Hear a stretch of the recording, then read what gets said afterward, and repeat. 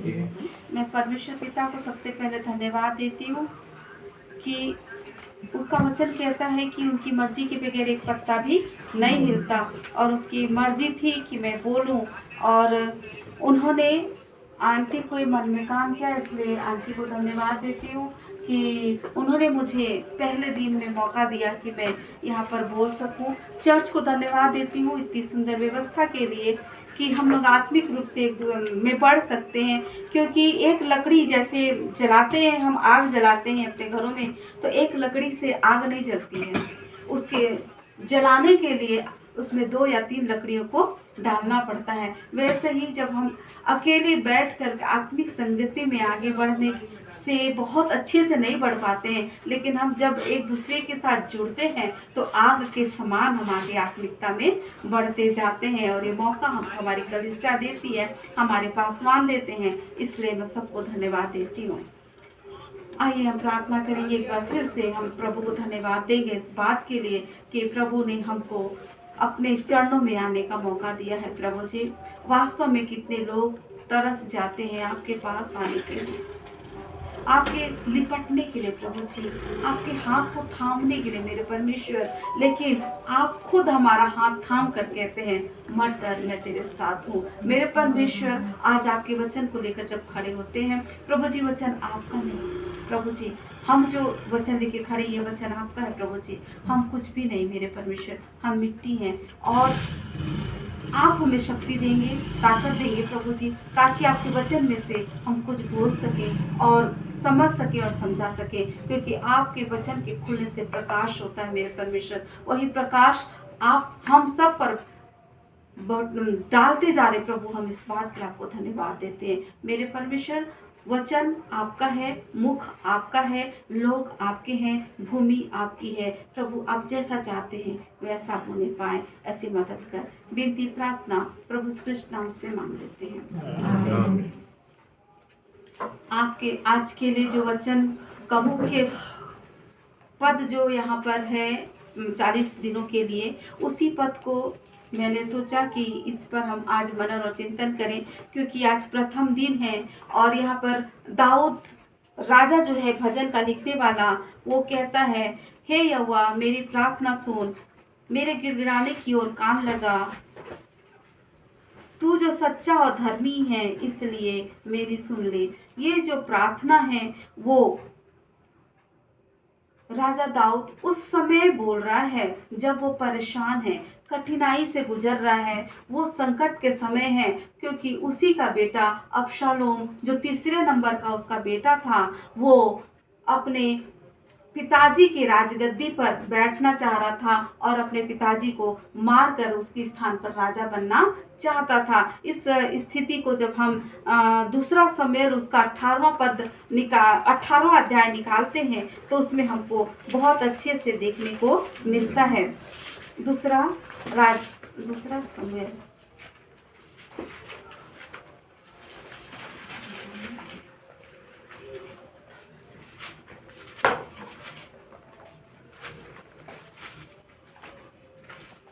समूएल और उसका 18वां अध्याय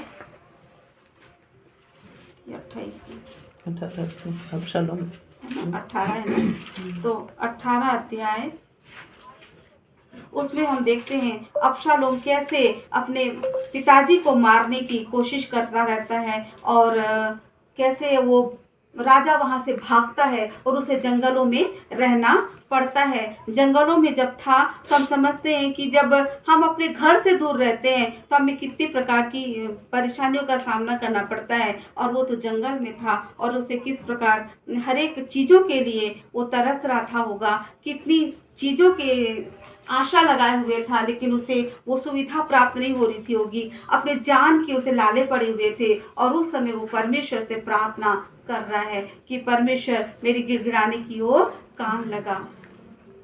इस समय जब हम चौथे पद को इसी के 143 के चौथे पद को जब पढ़ते हैं, उसमें लिखा है, मेरी आत्मा भीतर से व्याकुल है, मेरा मन विकल है, 5वें पद को पढ़ते हैं, उसमें लिखा है, मुझे प्राचीन काल के दिन स्मरण आते हैं, मैं तेरे सब अद्भुत कामों पर ध्यान करता हूँ। इसमें देखेंगे जब 4थे पद को पढ़ता हूँ, वो व्याकुल है। वास्तव में जब हम किसी चीज को परमेश्वर से मांग रहे होते हैं, हम किसी दुविधा में पड़े होते हैं, उस समय पे हमारा मन कैसा होता है, अभी वो मुझको मिल जाए, अभी मिल जाए और ये प्रॉब्लम अभी खत्म हो जाए। मैं ऐसे ही होती हूँ, मैं बहुत जल्दी अधीर हो जाती हूँ। मुझको कुछ चाहिए तो तुरंत चाहिए होता है, ऐसे मैं बेचैन हो जाती हूँ। मैं अपनी बेचैनी को दाऊद राजा के साथ में कल्पना करती हूँ, तो प्रभु वो कितना धीरजवन था। उसके बाद वहां जाकर के प्रार्थना करो। अब उसके बाद जब विषम परिस्थिति आ गई, अपने ही बेटे से भाग रहा है, तब वो व्याकुल होकर के प्रार्थना कर रहा है अपने परमेश्वर से, और उसको सारी बातें याद आ रही है, किस प्रकार की घटनाएं घटित हुई थी, कि अबशालोम की जो बहन थी उसके साथ कौन सी घटना घटी थी, और इसलिए उसने अपने भाई अम्नोन को, जो पहले नंबर का बेटा था दाऊद का, उसको वो मारता है। कैसे मारता है, जब वो अपने भेड़ कतरने के दिन होते हैं, उस समय राजा के पास में आता है, उसे निमंत्रण देता है कि मेरे यहाँ पर आओ, और उस समय हम वहाँ पर भोज करेंगे, आनंद मनाएंगे। और राजा दाऊद वहाँ जाने से मना कर देता है, लेकिन इस प्रकार से उससे विनती करता है। ये जब दूसरा समय 18वां अध्याय पढ़ेंगे तब उसमें मिलेगा ये सब बातें, कि किस प्रकार से उसको दबाता है, और राजा दाऊद अपने सारे राजकुमारों को उसके साथ में भेज देता है। और रात के समय पे जब सब कुछ खा लेते हैं, पी लेते हैं, सो जाते हैं, उस समय अबशालोम अम्नोन को मारता है, बाकी किसी राजकुमार को नहीं मारता, क्योंकि वो सब अपने गधे में डर के मारे चढ़ते हैं और सीधे वहां पर अपने घर में आ जाते हैं। इस प्रकार जो था राजा दाऊद अब बड़ी स्थिति में पड़ा, अब विकट में पड़ा है, क्योंकि वही बेटा जो बागी हो गया है, अब वो उसकी गद्दी पर बैठ जाता है और परमेश्वर प्रार्थना करने लगता है। मेरे प्रियो, ये प्रार्थना करना दाऊद के जीवन में कहाँ से आया होगा? मैं और जब प्रार्थना करते हैं घर में, वचन पढ़ते हैं घर में, तब हमारे बच्चे वही बातों को सीखते हैं। हर एक प्रकार, जैसे सांसारिक से तरीके से हम देखें उदाहरण के रूप में, तो हमारे घर में, हमारे परिवार में हमारी कल्चर अलग है, दूसरे बगल में रहने वाले के विचार, खान पान थोड़ा सा अलग हो जाता है हमसे। तो इसी प्रकार जब हमारे जीवन में प्रार्थना है तो हमारे बच्चे उसको सीखते हैं, हमारे बच्चे हमसे ही हमारे संस्कार को सीखते हैं। उसी प्रकार मैं बोलती हूँ, राजा दाऊद भी अपने पिताजी से, अपनी माता से बातों को सीखा होगा कि किस प्रकार से प्रार्थना करनी चाहिए, और इसलिए वो गिड़गिड़ा करके प्रार्थना कर रहा है। जब हम उत्पत्ति को देखते हैं, उत्पत्ति के 4थे अध्याय को निकालेंगे और उसके 26वें पद को पढ़ेंगे कि उसमें क्या लिखा है। उत्पत्ति 4 उसका 26वां पद। शेत के भी एक पुत्र उत्पन्न हुआ और उसने उसका नाम एनोश रखा। उसी समय से लोग यहोवा से प्रार्थना करने लगे। परमेश्वर का वचन कहता है कि इस समय से लोग प्रार्थना करने लगे, और उसके जब आगे पढ़ते जाते हैं तब पाते हैं 16 से लेकर 24वें पद तक एक परिवार के बारे में बताया गया है। वो परिवार है कैन का। और दूसरी बात 26वें पद में हमने अभी पढ़ा, एक परिवार है सेत का। यहाँ पर 2 प्रकार के परिवारों का बाइबिल वर्णन करती है, एक परिवार जो ईश्वर सहित है और एक परिवार जो ईश्वर रहित है।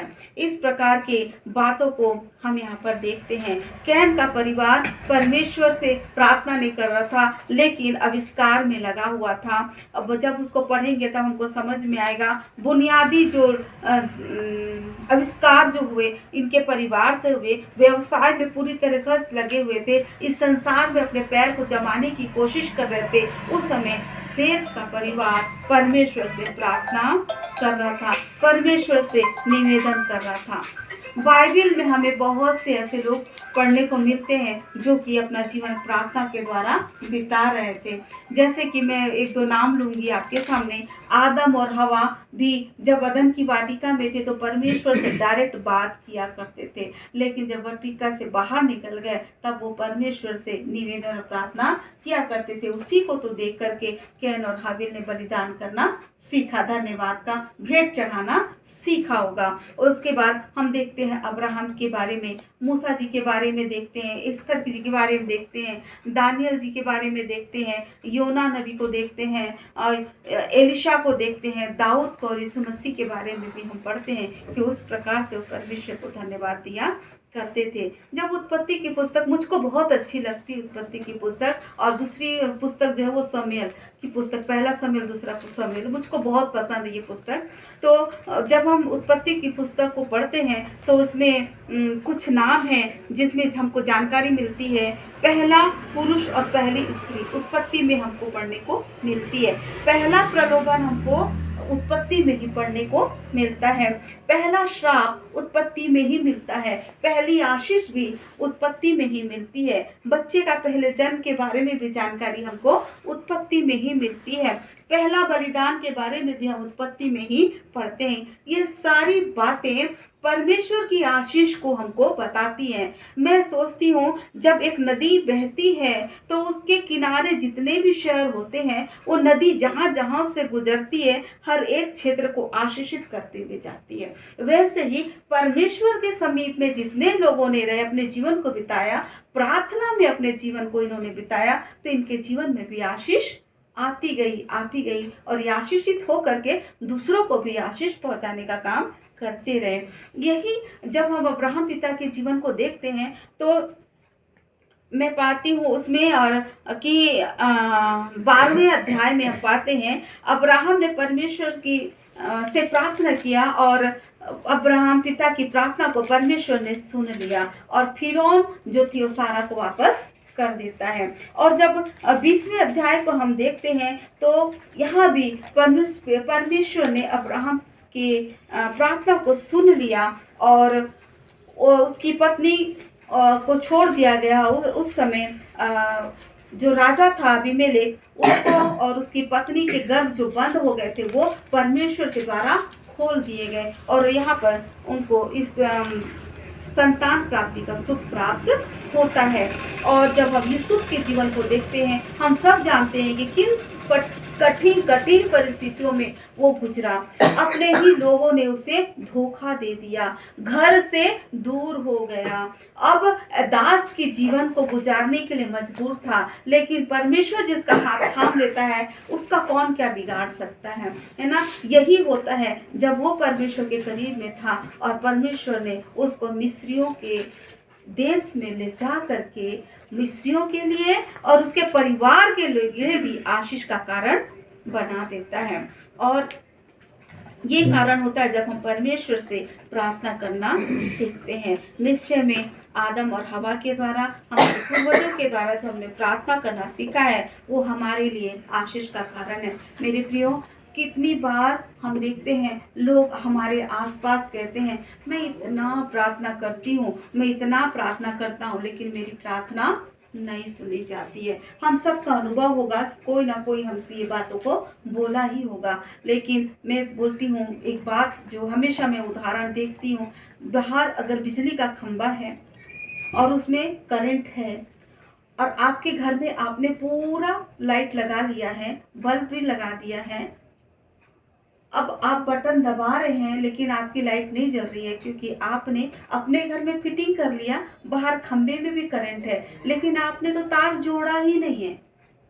आपको करंट लाने के लिए तार जोड़ना पड़ेगा ना।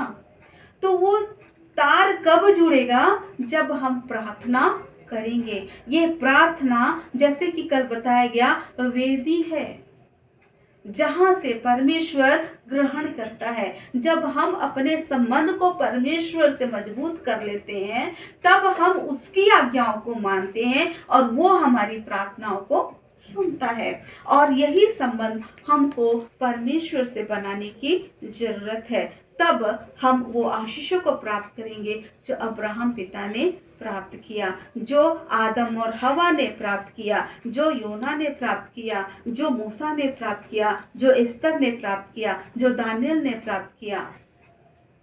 ये सब आशीषों को तभी हम प्राप्त कर सकते हैं जब हम उसकी आज्ञा का पालन करेंगे। जब हम उसकी आज्ञा का पालन करेंगे तो हमको वो अपना ले पालक पुत्र और पुत्री बना करके हमारी हर एक बातों को इससे पहले कि हम मांगे वो स्वर्ग के झरोखे खोल करके हमको दे देगा।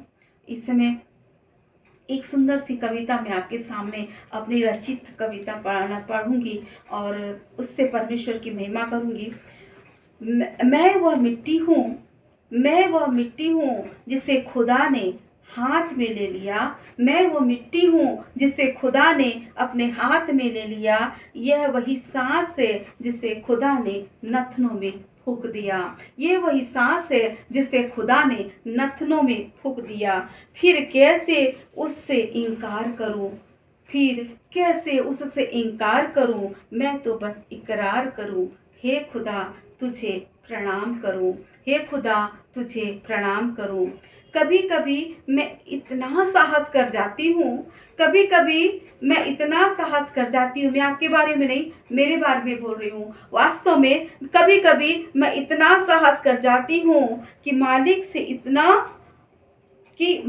डरना भूल जाती हूँ, कि मालिक से डरना भूल जाती हूँ। ऐ खुदा तुझसे दूर चली जाती हूँ, हे खुदा तुझसे दूर चली जाती हूँ। तू मुझसे कहता है क्यों दरवाजा बंद करती है, तू मुझसे कहता है क्यों दरवाजा बंद करती है। देख मैं द्वार पर खड़ा खटखटाता हूँ, देख मैं द्वार पर खड़ा खटखटाता हूँ। तेरे पाप दूर हटाता हूँ, तब मैं दरवाजा खोल तुझसे लिपट जाती हूँ, तब मैं दरवाजा खोल तुझसे लिपट जाती हूँ। प्राचीन बातें याद कर आंसू बहाती हूँ, तेरी बाहों में समा जाती हूँ, तभी आशीष पाती हूँ, तभी आशीष पाती हूँ। यही बात दाऊद के जीवन में होगी और इसलिए वो ऐसी प्रार्थना कर रहा है, घुट घुट के सुन सुन के परमेश्वर से आहे भर भर के प्रार्थना कर रहा है और उसकी प्रार्थना सुन ली गई। अंत में उसका बेटा जो था अबशालोम वो मारा जाता है और राजा दाऊद अपने राज्य में वापस आकर फिर से राज्य करने लगता है। मेरे प्रियो, ये कहने का मतलब ये है कि हम भी अपने जीवन में उस वेदी को, जो प्रार्थना रूपी वेदी है, उसे बना के रखें, परमेश्वर की आज्ञाकारी रहें। निश्चय जाने हम सब की प्रार्थना सुनी जाएगी। आज हमें लोगों को यही बताने की जरूरत है, हमारी प्रार्थना सुनी तब जाएगी जब हम अपने संबंध को परमेश्वर के साथ जोड़ देंगे, जैसे करंट की तार जुड़ी होती है। आइए हम प्रार्थना करेंगे। हालेलुया। धन्यवाद ईश्वर, धन्यवाद देते हैं परमेश्वर, यीशु मसीह के नाम से आपके चरणों में आते हैं। आपको धन्यवाद देते हैं राजाओं के राजा। आप दया करें प्रभु कि हम उस तार को जोड़ सकें जो हमारे जीवन में प्रकाश को लाता है। हम उस तार को आपसे जोड़ सके परमेश्वर जो हमें आशीष देती है। हम उस तार को आपसे जोड़ सके प्रभु जो हमें हारना नहीं लेकिन इस संसार में पूंछ नहीं सिर ठहराती है। मेरे परमेश्वर, ऐसा करने के लिए आप हम सबकी मदद करें। हम सबको आपके हाथों में सौंप देते हैं प्रभु जी। विनती प्रार्थना प्रभु कृष्ण नाम से मांग लेते हैं। धन्यवाद इतने सुंदर वचन के लिए। प्रियो, हम अपने आसपास भी देखते हैं परिस्थिति कितनी ज़्यादा खराब है। हम सब कोई, हम तो नहीं लेकिन गांव के क्षेत्र में लोग कितना सताव का सामना कर रहे हैं। पर प्रियो, हमें धीरज धरने की आवश्यकता है, अपने लोगों को प्रार्थना के द्वारा उठाने की आवश्यकता है। प्रभु की दासी ने बताया कि हमें प्रभु में जुड़ के ही हम आगे बढ़ सकते हैं, उनके विपरीत जाके हम कुछ नहीं कर सकते हैं। तो हमारा जीवन प्रभु में सदा बना रहे और हम आशीषित होते रहें। प्रभु की दासी के लिए मैं प्रार्थना करती हूँ, ईश्वर उनको और आगे बढ़ाए, अपनी सेवा में इस्तेमाल करे, उनके घराने पे अपनी कृपा दृष्टि यूं ही बनाए रखे। हम इस समय भेंट लेंगे और भेंट के लिए